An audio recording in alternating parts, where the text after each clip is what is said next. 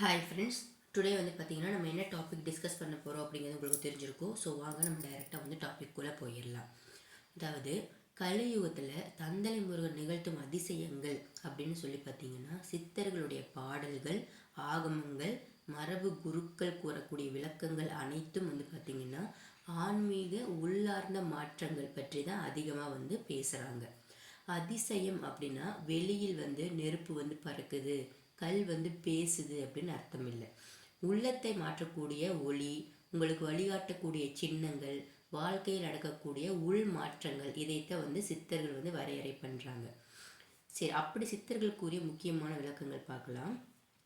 கலியுகத்தில் தந்தலை முருகன் நிகழ்த்தும் அதிசயங்கள் பற்றி சித்தர் கூடிய விளக்கம் வந்து முதல் வந்து இன்னர் காலிங் வந்து அதிகமாகும்னு சொல்கிறாங்க. அதாவது உள்ளத்தை தூண்டும் அழைப்பு அனுபவம் வந்து அதிகமாக வரும். அப்படின்னா சித்தர்களுடைய பார்வையில் கலிகாலத்தில் முருகர் வந்து தன்னுடைய பக்தர்களை தன்னுடைய உள்ளத்தால் வந்து அவர் அழைப்பார். அந்த சின்னத்தை வந்து யார் உணர்றாங்களோ அவங்கள தான் வந்து முருகப்பெருமான் வந்து தேடி போவார் அப்படின்னு சொல்கிறாங்க. தந்தலை மலையை நினைச்சாலே மனசு வந்து திடீர்னு அமைதியாகிறது. கற்பனை தியானத்தில் கூட உங்களுக்கு சின்னங்கள் வந்து தோன்றும். முருகனை பற்றி தானாகவே ஆழமான ஈர்ப்புலாம் வரும். இதுதான் வந்து முருகப்பெருமான் கலியுகத்தில் இருக்காரு அப்படிங்கிறது உணர்த்தறதுக்கான அறிகுறி. ஸோ இதைத்தான் வந்து ஆன்மீக அழைப்பு அப்படின்னு சித்தர் வந்து சொல்கிறாங்க.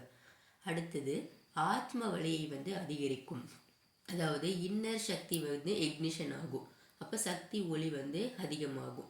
ஸோ தந்தலை மலை சக்தி முருகன் வழியாக வந்து பார்த்திங்கன்னா உயிர் சக்தியை வந்து விழிப்பிக்கும்.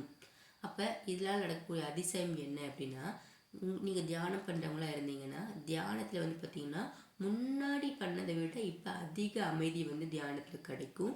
எப்பேற்பட்ட பயமாக இருந்தாலும் உங்களுக்கு அது குறைஞ்சிரும். மனதில் வந்து தைரியம் வந்து உருவாகும்.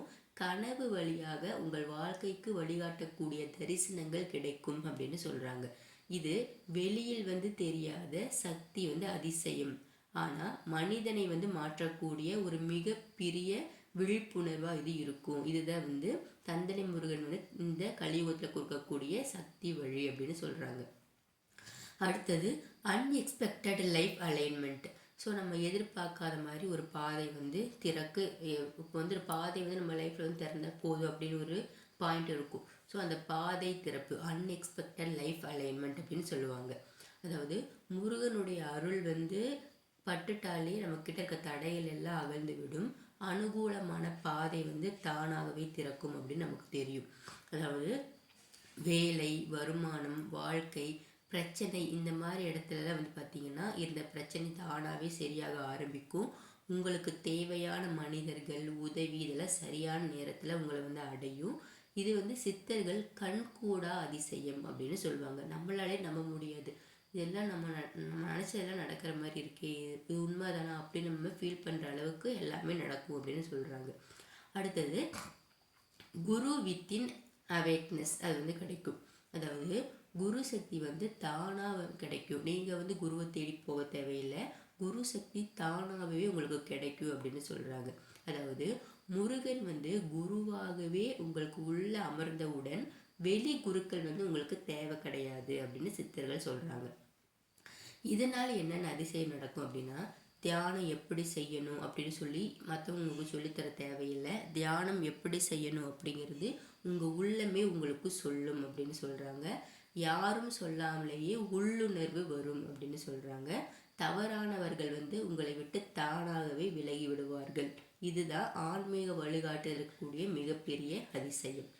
அடுத்ததா தரிசனம், கனவு, சின்னங்கள், இதில் இருக்கக்கூடிய ஆன்மீக தொடர்பு உங்களுக்கு ஏற்படும். அதாவது மிஸ்டிக் சயின்ஸ் அப்படின்னு சொல்லுவாங்க. ஸோ அப்படி சித்தர்கள் சொல்லக்கூடிய அதிசய சின்னங்கள் வந்து பார்த்திங்கன்னா முருகப்பெருமானுடைய வேல், பச்சை ஒளி, சிவப்பு ஒளி, குறிப்பிட்ட மலைகள், குகைகள், சின்னங்கள், இதெல்லாம் உங்களுக்கு கனவுல தோன்றும். வாழ்க்கையில் மீண்டும் மீண்டும் வரக்கூடிய ஒரே சின்னம் வந்து உங்களுக்கு அதிகமாக வந்துட்டே இருக்கும். அது என்ன சொல்லுதுன்னா, இவை அனைத்தும் உன் பாதை சரி அப்படின்னு சொல்லி முருகப்பெருமான் தரக்கூடிய அறிகுறியாக சொல்லப்படுகின்றது. ஸோ இந்த மாதிரி நீங்கள் தியானம் பண்ணும்போதோ இல்லை கனவுலையோ நீங்கள் ஏதாவது தரிசனம் பண்ணும்போதோ உங்களுக்கு இப்போ நான் சொன்ன சின்னங்கள்லாம் வந்தது அப்படின்னா உங்களுக்கு பாதை சரி அப்படின்னு முருகப்பெருமான் வந்து உங்களுக்கு ஆசீர்வாதம் பண்ணுறதா அர்த்தம். ஆனால் ஒரே சின்னம் வந்து மீண்டும் மீண்டும் வந்ததுன்னா அதுதான் உங்கள் வாழ்க்கைக்கான சரியான பாதை. அதை நீங்கள் பிடிச்சிட்டு வாழ்க்கையில் முன்னேறி வரணும் அப்படின்னு சொல்கிறாங்க. சரி, இதனால் பெண்களுக்கு கிடைக்கக்கூடிய சிறப்பு அருள் என்ன அப்படின்னு வந்து கேர்ள்ஸ் எல்லாம் வெயிட் பண்ணிட்டு இருப்பீங்க. ஸோ பெண்களுக்கு கிடைக்கக்கூடிய சிறப்பு அருள் கலியுகத்தில் என்ன அப்படின்னா, கலிகாலத்தில் பெண் பக்தரே முருகன் அருளை வந்து முதலில் உணர்வார்கள் அப்படின்னு சொல்கிறாங்க. இது அப்போ ஆண்கள் உணர மாட்டார்களா அப்படின்னா, கலிகாலத்தில் நம்ம சொல்கிறது வந்து எந்தெந்த காலகட்டத்தில் என்னென்ன மாதிரி மாற்றங்கள் நடைபெறுதுன்னு பார்க்கணும். கலிகாலத்தை பொறுத்த வரைக்கும் பெண் பக்தர்கள் தான் முருகப்பெருமானுடைய அருளை முதலில் உணர்வார்கள். இது 100% உண்மை அப்படின்னு சித்தர்கள் சொல்கிறாங்க. காரணங்கள் ஏன் அப்படின்னா, மனத்தில் வந்து அவங்களுக்கு நுண்ணுணர்வு கரெக்டாக இருக்கும், அன்பு திறன் வந்து அதிகமாக இருக்கும், அமைதியை உணர்ந்திருக்கக்கூடிய உள்ளார்ந்த சக்தி இயல்பாகவே பெண்களுக்கு இருக்கின்றது அப்படின்னு சொல்கிறாங்க. அதனால தான் தந்தலை மலைக்கான ஈர்ப்பு வந்து பெண்களுக்கு அதிகம் இருப்பதற்கு காரணமும் இதுதான். ஸோ சித்தர்கள் வந்து என்னதான் கடைசியாக சொல்ல வராங்க அப்படின்னா, கலியுகத்தில் முருகர் வந்து வெளியில் இல்லை, உள்ளே எழுந்திருப்பதே பெரிய அதிசயம். முருகப்பெருமான் வந்து உனக்குள்ளேயே இருக்காரு, நீ அதை இன்னி உணராமல் இருக்கிற, அதை போய் ஃபஸ்ட்டு தியானத்தின் மூலியமாக நீ உணரு அப்படின்னு சொல்கிறாங்க. ஸோ ப்ராப்பராக நம்ம டெய்லி வந்து ஒரே டைமில் ஒரே பிளேஸில் உட்காந்து தியானம் பண்ணும் பொழுது உங்களுக்கு குரு யாரும் தேவை கிடையாது. தியானம் இப்படி பண்ணு அப்படி பண்ணு அதெல்லாம் தேவையில்லை. நீங்கள் ஒரு இடத்துல உட்காந்து பண்ணும் பொழுது உங்களுக்கு அந்த இடம் வந்து சூட்டபுளாக இருக்குது, பீஸ்ஃபுல்லாக இருக்குது அப்படின்னா அதுதான் உங்களுக்கு தியானம் செய்கிறதுக்கான சரியான இடம்.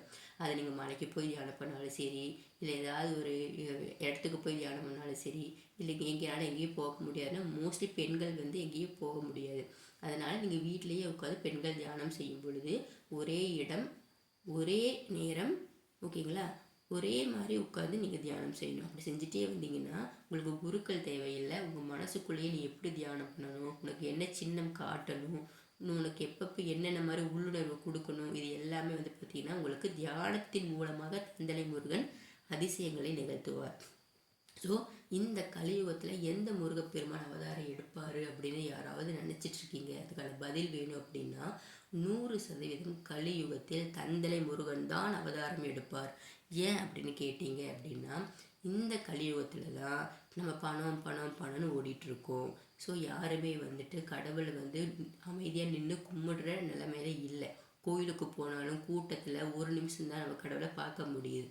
ஸோ இந்த மாதிரி ஒரு மெஷின் லைஃப் போயிட்டுருக்கோம் இல்லையா, இதை வந்து நார்மல் லைஃபுக்கு கொண்டு வர்றது அந்த கலியுக முருகப்பெருமான் தந்தலை முருகனால் மட்டுமே முடியும்.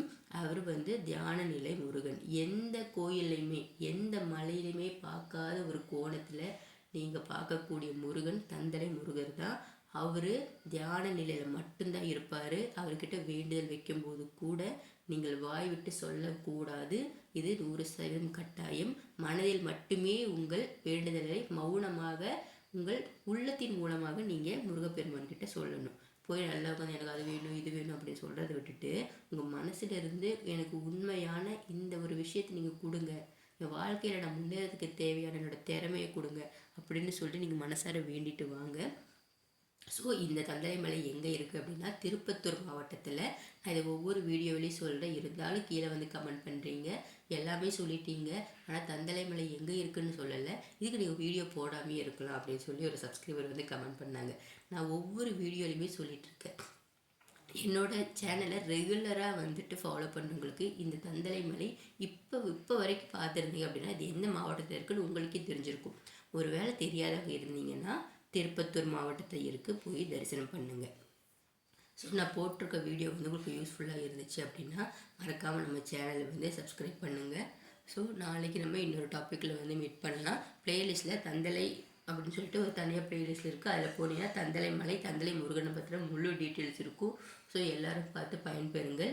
ஸோ நம்ம நாளைக்கு மீட் பண்ணலாம் friends. Thank you all my subscribers and viewers.